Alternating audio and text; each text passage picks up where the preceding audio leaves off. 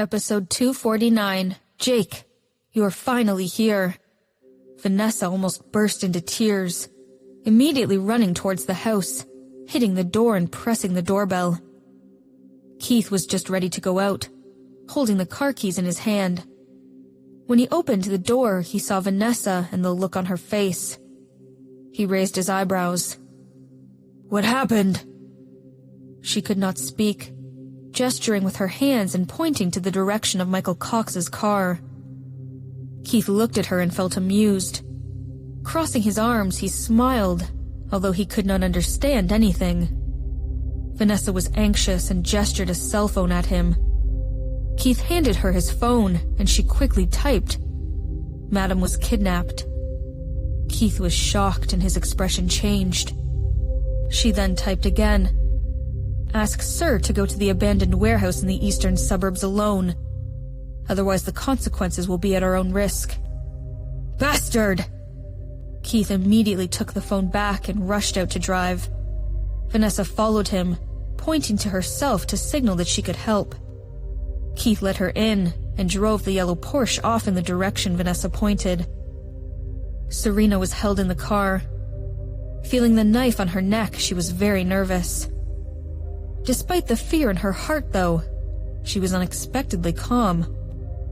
Michael finally released her. Serena looked at him sitting on the side, shrunk to the corner, her hands twisted. She forced herself to be calm and asked, "What do you want?" An angry Michael glanced at her and sneered. "Relax. I will do nothing to you. Later on, I will hand you to my Lila for her pleasure. Happy?" Serena's heart sank.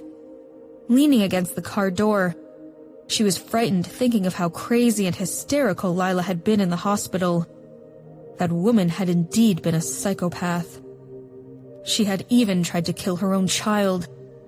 And after being sentenced to a fixed-term imprisonment, she was transferred to a mental hospital. Now, how would she deal with Serena? Her heart trembled. Michael looked at how hard she was trying to pretend to be calm, despite her fear, and felt amused. The car was driven to the east suburbs smoothly, but suddenly, he saw that a yellow Porsche was coming close, and sitting in the driver's seat was the third child of the Robinson family, Keith. "These Robinson brothers are good, but why are they so impulsive?" Michael lamented. "I said I only allowed Jake Robinson to come alone. Aren't they forcing me to kill the hostage off?" As he spoke, the sharp dagger in his hand wielded in front of her, making her lean closer to the door. Her heart was racing so fast that she could no longer feel it. Tightly biting her lower lip, Serena was clinging to the door with red eyes. "Ha ha ha ha." Michael laughed happily and took back the dagger. He said, "I was just trying to scare you. I have to ask Jake to help me do things. If I kill you, then the boy would try to kill me." Michael played with the dagger and commanded absent-mindedly, "Get rid of the boy, but be careful. There is a pregnant lady on board." "Yes." The driver responded, then made a turn suddenly. The pedestrians on the side of the road were scared and scattered. The traffic police whistled madly.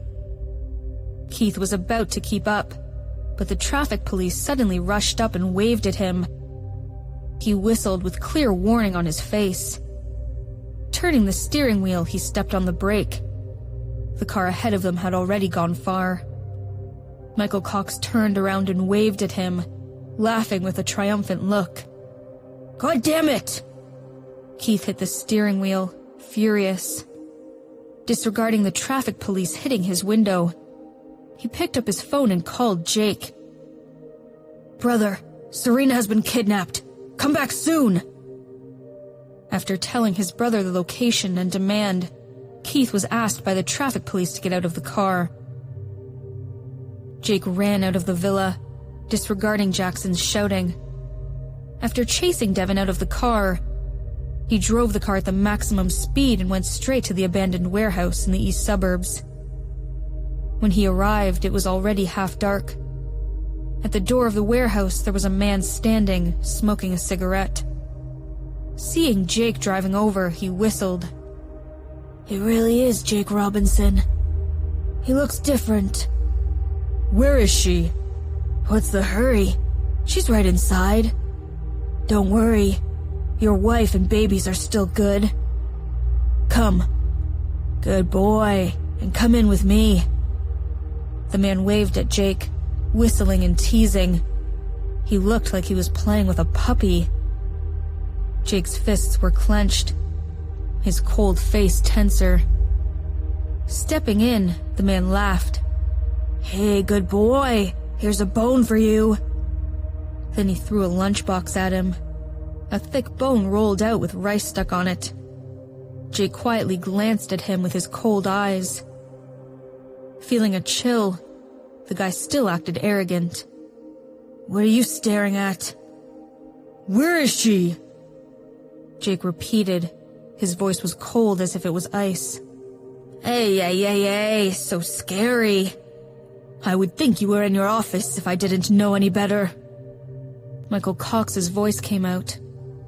His body was slightly obese. Smirking at Jake, he blew out some smoke and said, "Why? Our great president can't get used to being treated as a puppy." Just behind him, Lila Cox also walked out. She was dressed in a black, tight-fitting leather outfit.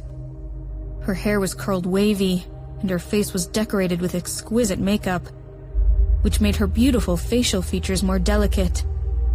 Her red lips were especially dazzling. "Oh my, Jake! You finally came!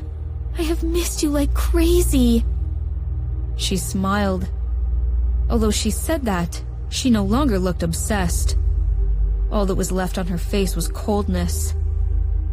"You came to find me, right?" Jake looked at her, did not speak, and narrowed his eyes. In his deep-set eyes, there were danger and threat clearly showing. Obviously, he was angry. She smiled and clapped her hands. He heard the footsteps. Serena's hair was grabbed by a man, and her hands were tied behind her. The moment she saw Jake, tears gathered in her eyes.